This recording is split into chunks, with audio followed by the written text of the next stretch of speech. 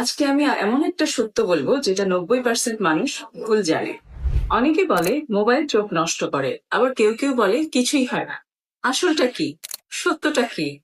সত্যটা হচ্ছে মোবাইল সরাসরি চোখ নষ্ট করে না, কিন্তু তিনটা ডেঞ্জারাস সমস্যা করে। ভয়ানক তিনটা সমস্যা চোখে মোবাইল দ্বারা হয়। নাম্বার ওয়ান, চোখ শুকিয়ে যায়, ড্রাই আই। কারণ কি? কারণ আপনি যখন মোবাইল দেখেন তখন আপনার চোখে কম পলক ফেলে। এর ফলে চোখ শুকিয়ে যায় এবং চোখ জ্বালা করে।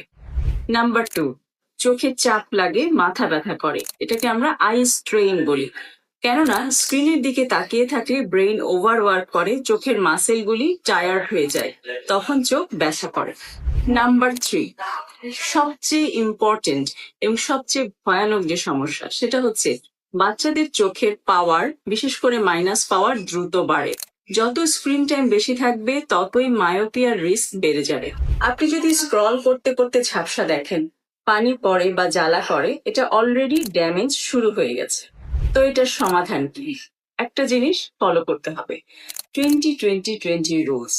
আপনি যখন মোবাইলে থাকবেন কিংবা স্ক্রিনে থাকবেন, 20 মিনিট পর পর 20 সেকেন্ড ধরে 20 ফিট দূরত্বে তাকাবেন। এটা আপনার একটা প্র্যাকটিসে পরিণত করতে হবে। আমি আগেও আমার কয়েকটা ভিডিওতে এই সম্পর্কে ডিটেল বলেছি।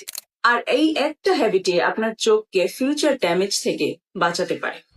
এই ভিডিওটা সেই বন্ধুকে পাঠান যে সারাদিন মোবাইল ছাড়া থাকতে পারে না। সব সময় যার কাজে হোক কিংবা অবসর যাপন করার জন্য হোক যে মোবাইলে থাকে, তার এই ভিডিওটা খুব প্রয়োজন।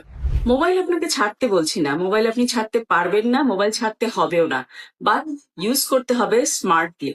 আর বিশেষ করে শিশুদেরকে যদি পারেন মোবাইল থেকে দূরে রাখার চেষ্টা করবেন।